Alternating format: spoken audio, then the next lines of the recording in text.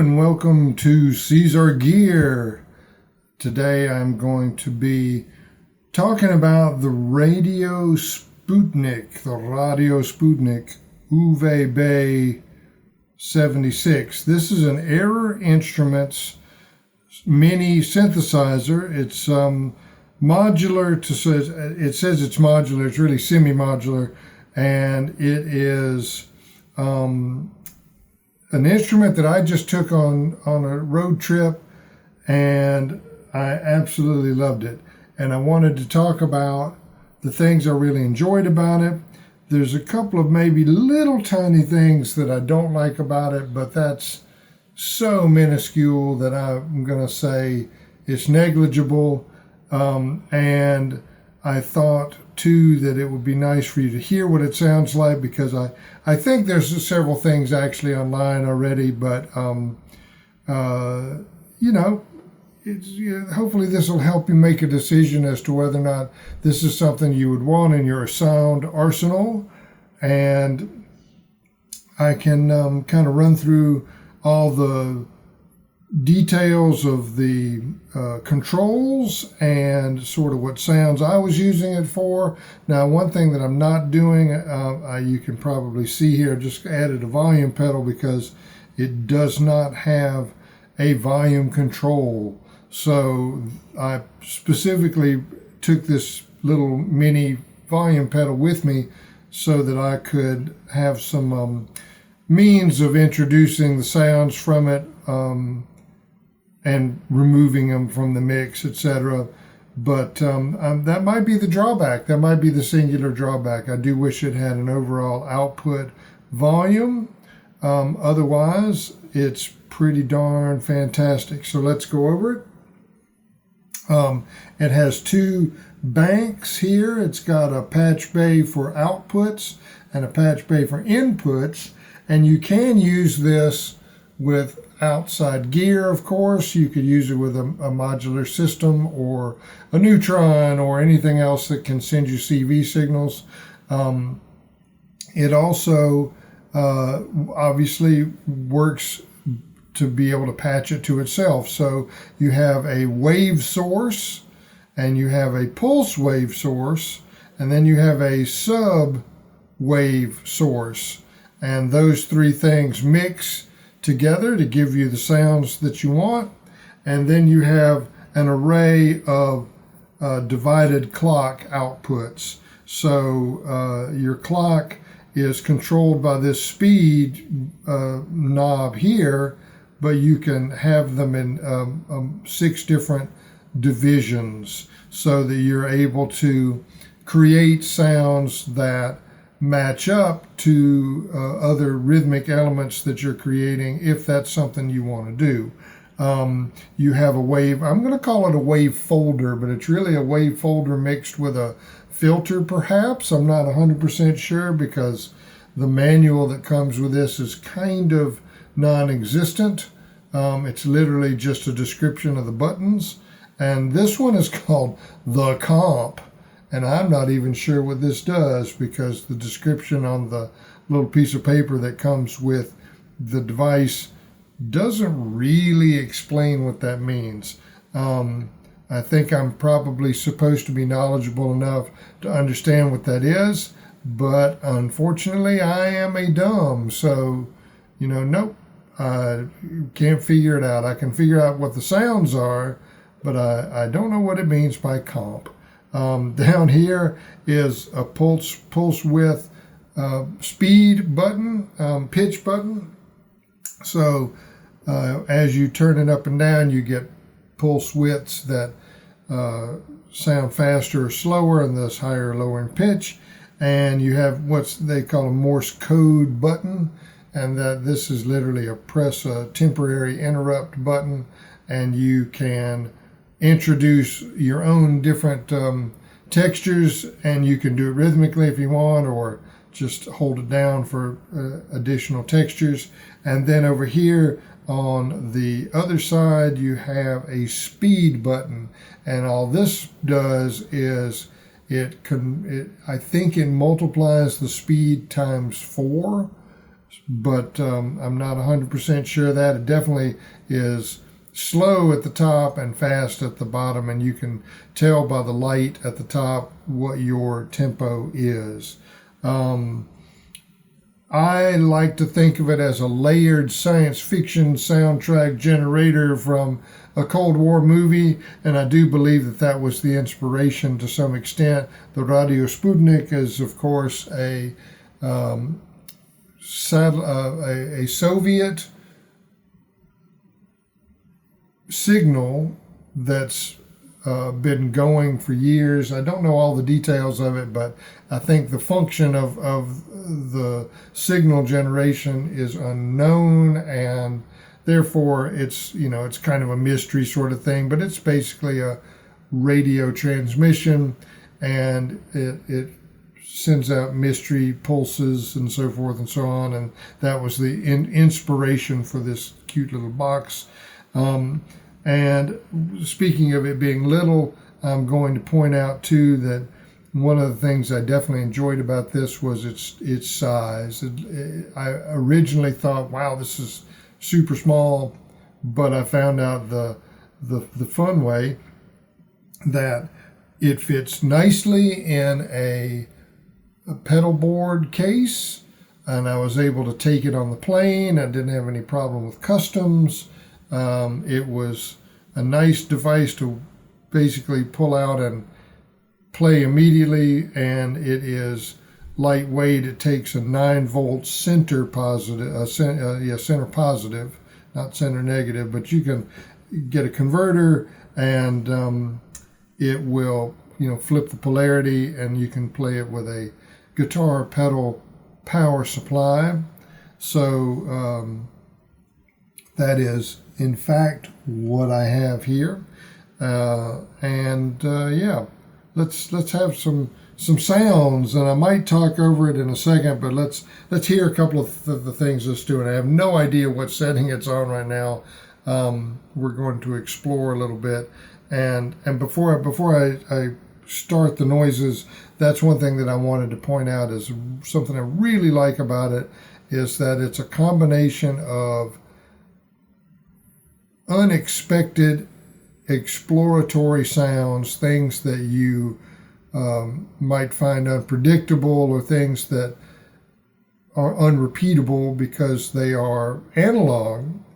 And so just like with any other analog synthesizer, it's difficult to get it back to the setting you had previously or target a setting that you want to have. But that being said, their controls are within a set of parameters that give you repeatability or give you expectations of what the sounds are going to be. So you're not flying blind completely. You're in the middle somewhere with exploring sonic, development, plus knowing what some of those sonic elements are going to be or what they might end up being, and therefore it becomes controllable but different every time, and I enjoy that. Now that's possibly just the beauty of analog electronics. However, it's something I quite enjoy, and we'll see that in some other gear that I'm going to talk about. The Place to Bury Strangers synthesizer, the Neutron, another Paul Toss instrument, the Dark Marie. All of these have a similar unexpected element to it, but a controllability that makes it fun to play. All right, here let's have some sounds.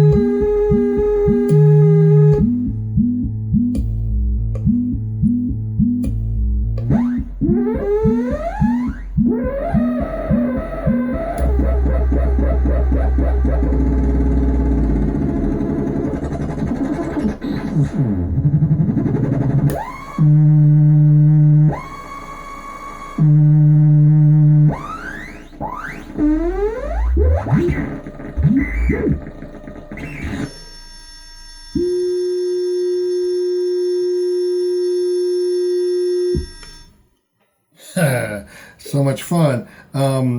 I would say that if you didn't notice, because it's probably hard to see on this camera, the buttons are, I'm guessing, B-type potentiometers. So there's a high sensitivity that you don't necessarily get from A types in the middle range, but here it's very they've got to be linear. I don't know for sure, but they play like they're linear, and therefore the sensitivity is uniform but very high. So I guess also the amount of resistance in the potentiometers is going to play into how sensitive they are, because if it's a small potentiometer in terms of resistance, you'll have kind of the same thing as you move back and forth. But if it's a higher resistance, you're going to end up with small movements of your knobs are going to greatly affect the sound, and that's what I'm getting here. So maybe it has nothing to do with it being linear or logarithmic. It may have something to do more with it being a higher value of resistance. But it's great to play with it that way. I prefer the sensitivity because. The high sensitivity, I should say, because it gives me the opportunity to be subtle. It gives me the opportunity to include a lot more sounds, and it also gives me the opportunity to do extreme sweeps if I want to do that as well. So I'm very happy with the way it's set up. The negative thing that I thought of earlier, before I was talking about there being no volume on it, was actually that sometimes the knobs, the potentiometers are slightly wiggly, like they might not be as well locked in as I would want them to be. I don't really want to open it up to tighten any bolts, any nuts in there, but I might. We'll see. It's one thing that unfortunately I've run across in a couple of different air instruments pots, is that they're slightly wiggly, very slightly wiggly. It doesn't mean they don't work, and it doesn't mean they're going to fall apart. I'm not saying anything negative about air instruments. I love them, and I have a ton of their stuff, and they're going to be getting more of my money. There's two other things I want to buy. The double blind touch plate synth is probably something I'll end up with, and I definitely want a Ritual. That's something that I keep eyeballing and just haven't spent the money on yet. But for now, I'm super duper happy with the Radio Sputnik, and it has proven itself on the road, and I will definitely keep it in my arsenal and return to it regularly. And if you're thinking about getting one, definitely take the plunge. I would also say, if you own one already, please let me know. Comment. I know that's kind of the normal thing to say. Please comment, but please comment. Put in the comments whether or not you have other things that you like about it, other things you don't like about it, how you use it. And I typically have been running it through either a Death by Audio Dream Station, or I have a couple of other pedal partners, reverb units that work well with it. But I wanted you to hear the dry sound, so for this demonstration, that's all that I have is just the sound coming from this tasty little box. So I hope you enjoyed this. Hope this helps you decide whether or not you want one if you don't have one. And if you have any other requests for what you may want me to cover in regards to this or anything else for that matter, if I can make it happen, I'll give it a spin. Thank you very much for watching, and beepy beepy.